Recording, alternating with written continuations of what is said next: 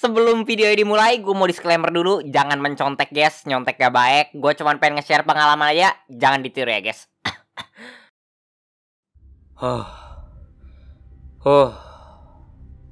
Aduh, ulangannya susah banget ya. Mana yang kemarin gue pelajarin gak ada yang keluar sama sekali lagi. Aduh, terpaksa dah gue harus nyontek. Oke, gurunya lagi pergi. Sekarang waktunya. Nyalain HP. Mana browser? Hah? Kok nggak kebuka? Waduh, HP gue nge-lag. Aduh, kok malah muncul iklan? Close. Aduh, nge-lag. Adit, ngapain kamu? Close.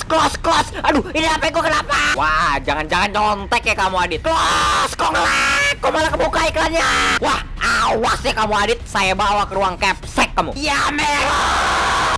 Makanya download Nox Cleaner. Nox Cleaner itu aplikasi pembersih sampah yang bisa kalian pakai buat mempercepat HP kalian. Jadi kalau misalkan kalian suka buka browser, medsos, atau main game kan, terus nge-lag gitu, Nox Cleaner ini tuh bisa ngebantu ngilangin nge-lag di HP kalian. Dan salah satu caranya Nox Cleaner bisa ngebantu ngilangin lag dari HP kalian itu dengan cara ngebersihin sampah, seperti file-file cache, virus, atau sampah-sampah lain yang nimbun dan ngeberat-beratin memori HP kalian. Dan karena Nox Cleaner ngilangin sampah dan beban di HP kalian tuh nanti selain bakal nggak nge-lag, juga bakal jadi lebih dingin dan lebih hemat baterai juga. Jadi ya kalau kalian sering banget tuh pakai HP, ini tuh aplikasi bener-bener berguna banget. Dan kalau misalnya kalian mau download, kalian bisa cari sendiri di Google Play Store, Nox Cleaner, terus download dari situ. Atau kalian bisa pakai link di deskripsi yang gue kasih, dan itu tuh bakal bantu dan nge-support channel gue banget. Jadi ya makasih banget buat Nox Cleaner yang udah nge-sponsorin video ini. Sekali lagi, kalau kalian mau download, bisa dari Google Play Store atau link di bawah. Dan smartphone bebas sampah, Nox Cleaner solusinya. Gua tuh bukan tipe orang yang niat banget pas sekolah. Gua nakal, tapi nakalnya gak parah. Ya, seenggaknya gak parah sih menurut gua. Kadang-kadang gue bolos, terutama kalau misalnya ada pelajaran tambahan gitu. Dulu tuh pas SMP ada gitu kan, kayak temen cewek gua pinter banget di kelas gitu. Bilang aja nama palsunya Dimas dah. Dimas tuh orangnya rajin banget. Pas guru lagi nerangin, Dimas merhatiin. Ada yang tanya, Dimas yang tangannya naik. Pulang sekolah yang lain langsung pulang, Dimas tuh sama temen-temennya belajar bareng gitu di kantin. Ngulang lagi apa yang diajarin hari itu. Kalau misalnya ada pelajaran tambahan, Dimas tuh nggak pernah bolos, selalu ikut. Dan bahkan tuh ya, dia tuh sering disuruh buat bantuin gurunya ngajar gitu di depan pas pelajaran tambahan. Jadi ya, di warnet pas lagi bolos pelajaran tambahan ya, gue mikir gitu, ini gue yang terlalu males atau Dimas yang terlalu rajin ya? Kayak dua-duanya sih. Jadi ya intinya, tunggu dulu, kayak judul videonya nyontek deh. Kenapa gue malah ngomongin nyontek? Lu percaya nggak percaya, senakal-nakalnya gua tuh ya, gua tuh nggak pernah nyontek pas ulangan. Kayak pernah deh 2 kali. Tapi ya gue nggak tahu sih itu kehitung nyontek atau enggak. Ya ntar gue jelasin dah. Tapi kalau misalnya kita ngomongin tugas-tugas biasa sama PR gitu ya beda cerita lah ya. Seandainya nih ya, kalau PR gue semuanya bisa diubah jadi judul video YouTube, ini tuh bakal ada FT-FT-nya gitu. Soalnya collab semua. Tapi kalau misalkan ulangan, gue tuh biasanya bukan yang nyontek, tapi yang dicontekin. Bukan gara-gara gue nggak mau nyontek, tapi gara-gara temen gue sedikit gitu. Jadi ya gue nggak tahu mana yang harus gue percaya. Pas ulangan tuh ya, gue tuh suka ngebedain orang jadi 2 tipe. Anak yang rajin banget, nilainya udah pasti bagus tapi nggak mau bagi-bagi jawaban, kayak si Dimas. Terus anak yang suka bagi-bagi jawaban dia, tapi kualitas jawabannya perlu dipertanyakan, kayak temen gue. Terus anak kayak gue yang bodoh amat, yang penting nilainya KKM. Dan kalau nggak tahu jawaban, tinggal tutup mata, terus inget lagi kemarin belajar apa, abis itu baru inget kalau kemarin gue main Dota seharian. Jadi ya cap-cup kelabang kuncup jawabannya C. Tapi kayak kalau misalkan ada orang yang nyontek gue, dan nyontek itu cuman kayak orang samping gue ngeliatin hasil kerja gue, ya gue bodoh amat gitu. Gue nggak bakal ngadu ke guru, atau bahkan gue nggak bakal nutupin kertas ulangan gue gitu. Soalnya ya nggak bakal ngerugin gue juga. Kalau seandainya sampai ketahuan gitu sama guru, kan yang kena masalah dia doang gitu. Gue nggak kenapa-napa. Daryl, tapi kan meskipun begitu dia udah ngeliatin hasil kerja lu, tetap aja lu yang rugi. Soalnya kan lu udah capek-capek belajar buat ulang. Nah masalahnya dari pas SMP tuh ya, kalau misalkan ada ulangan, orang-orang yang lain kan belajar sampai ada yang ngeles gitu supaya nilai ulangannya bagus. Tapi kalau misalkan gua tuh ya datang pagi-pagi, terus lah hari ini ulangan, gua tuh kayak udah kebiasa banget gitu buat belajar, bukan H-1 tapi M-15. Jadi kalau misalkan ada orang yang nyontek gua, itu tuh kayak orang buta dituntun orang buta. Yang satu masa depannya tanpa kepastian, yang satunya kebingungan. Jadi ya gue bodo amat kalau misalkan nyonteknya cuma ngeliat kertas ulangan gue gitu. Tapi kalau misalkan ada yang manggil gue di tengah-tengah ulangan, terus bisik-bisik gitu kan, "Woi, Daryl, nomor 12!" Ya, gue bakal diemin aja gitu. Soalnya kalau kayak gitu, kalau ketahuan tuh bakal ngerugin gue juga. Dan apa untungnya juga gitu buat gue kalau misalnya gue ngasih jawaban gue ke dia. Ntar gue dapet poin pertemanan gitu. Tapi jujur aja ya, gue nggak tahu ini di sekolah gue doang atau apa. Tapi guru yang jaga pas ulangan, gue yakin 100.000% itu tuh mereka sebenarnya tahu kalau anak-anak muridnya tuh pada nyontek gitu. Tapi diem aja. Bener gak sih? Kalau misalnya ada guru yang nonton video ini, tolong kasih tahu gue dong, ini bener atau enggak. Soalnya teman-teman gue tuh ya, kan kalau misalnya nyontek biasanya mereka pakai kayak bahasa khusus gitu. Jadi contohnya tuh kayak batuk sekali itu berarti nomor 1, 2 kali nomor 2 dan seterusnya. Terus kedip cepet 3 kali buat ganti ke angka berikutnya. Terus buat jawabannya, seinget gue sih ya, garuk kepala pakai 2 jari di tangan kiri buat A, 2 jari tangan kanan buat B, 5 jari tangan kiri buat C, 5 jari tangan kanan buat D, batuk buat E, terus goyang-goyang kepala kalau misalnya lu nggak tahu jawabannya atau belum dijawab. Nah, jadi misalnya lu pengen tanya jawaban buat nomor 13 di ulangan itu, lu bakal, "Woi, Adit, woi, Adit, woi, Adit."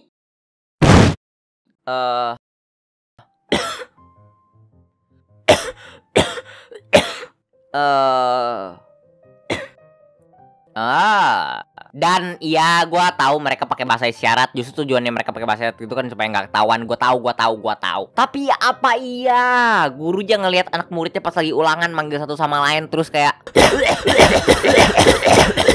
dan reaksi gurunya cuman, Adit, jangan berisik."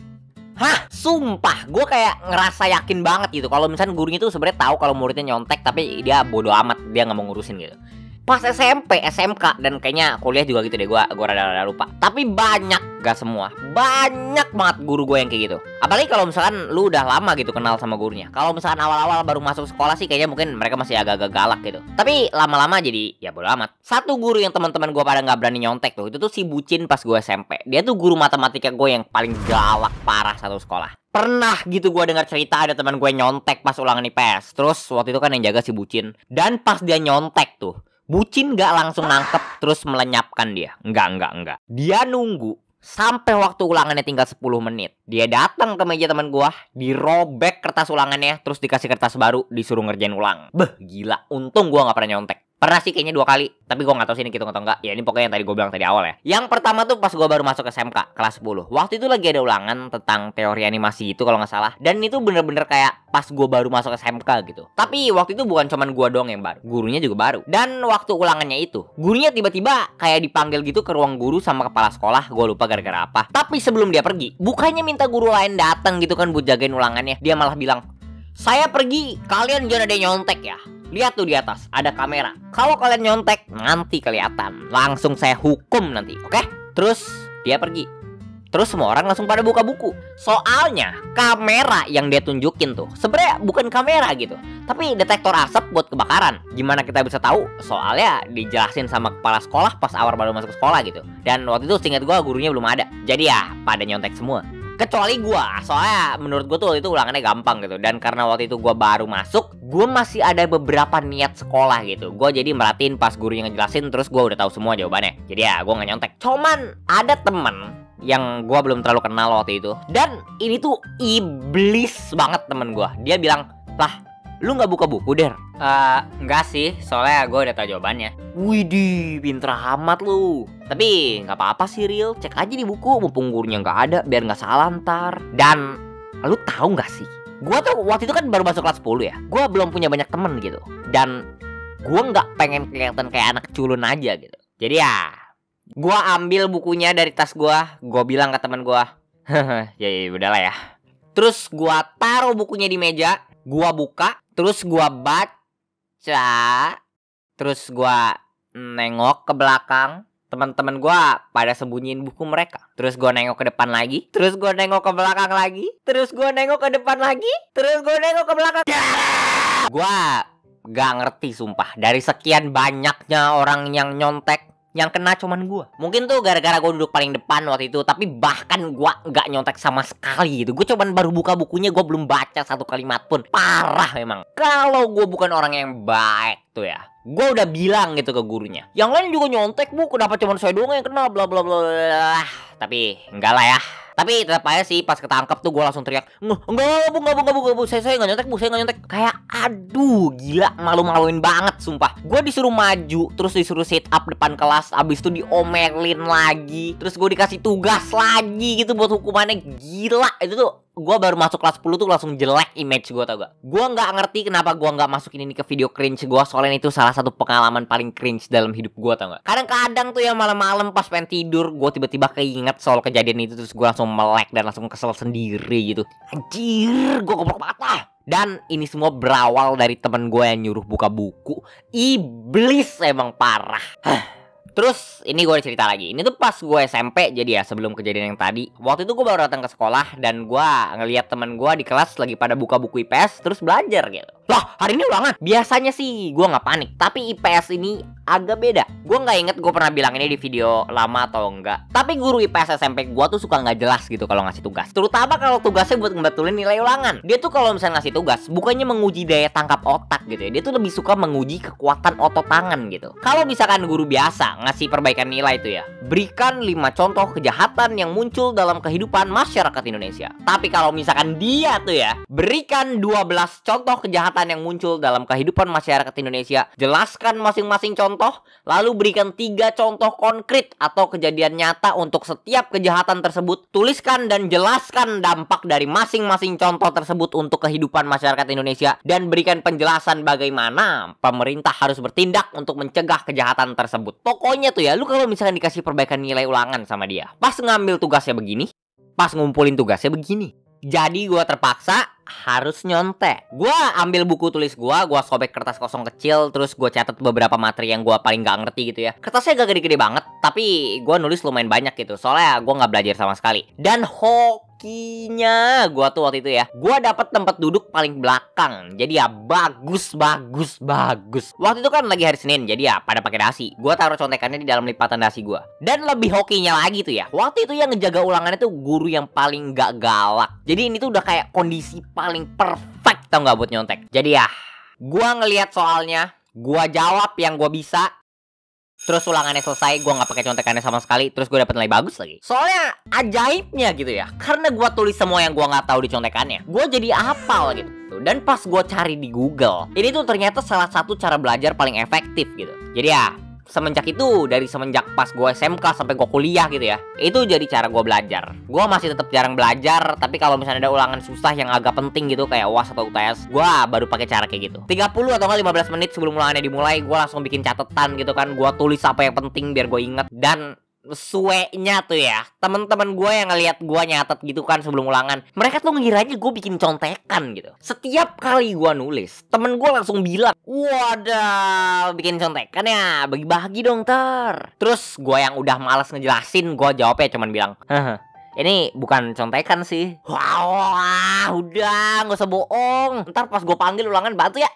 Abis itu kalau misalnya gue dapet nilai bagus kan di ulangannya, temen gue langsung pada bilang lagi gitu, gila, contekannya manjur ya. Terus gue cuman bales pakai muka senyum kan, tapi dalam hati tuh gue udah kayak, anjing gue gak nyontek banget. Dan oke guys, video yang ini gue gak Q&A dulu, soalnya gue capek banget. Gue gak tahu nih video kapan uploadnya. Moga-moga sebelum tanggal 1. Tapi ya gitulah ya, gak bakal lagi gue bikin video panjang-panjang. Capek guys, gue capek. 13 menit maksimal dah, udah jangan sampai 14 menit lebih. Ngerusak mental health emang. Jadi guys, mungkin banyak yang tanya gue gitu ya, Bang, background baru kapan beres gitu. Dan kalau lu ngikutin live stream gue, lu mungkin tahu sih. Tapi kalau misalnya lu nggak ngikutin, background barunya tuh udah selesai warnanya, gue tinggal animasin aja, nanti baru gue pakai gitu. Jadi ya secepat mungkin, gue nggak berani ngasih tanggal sih. Tapi gue minggu kemarin juga belum live stream sih, soalnya gue sibuk parah sama bikin video. Terus rumah gue juga lagi direnovasi, jadi ya mesti ngerapi-rapin rumah sekalian. Terus gue beli akuarium baru. Salah gue sih, tapi ya ntar mungkin gue bakal bikin video tentang ikan gue lagi. Ini agak beda sih ikannya, tapi ya ini tuh salah satu ikan yang spesial gitu. Terus arwana gue mati gara-gara sakit, kena jamur arwananya. Gua udah beli obat di toko ikan, tapi ya udah nggak ketolong. Dia nggak mau makan, ujungnya mati gitu. Jadi ya udahlah ya. Jadi ya sekarang akuarium arwana gue kosong gitu. By the way, ntar hari Minggu mungkin gue live stream kalau misalkan gak sibuk atau gak ada urusan gitu. Dan yaudah itu aja, bye-bye.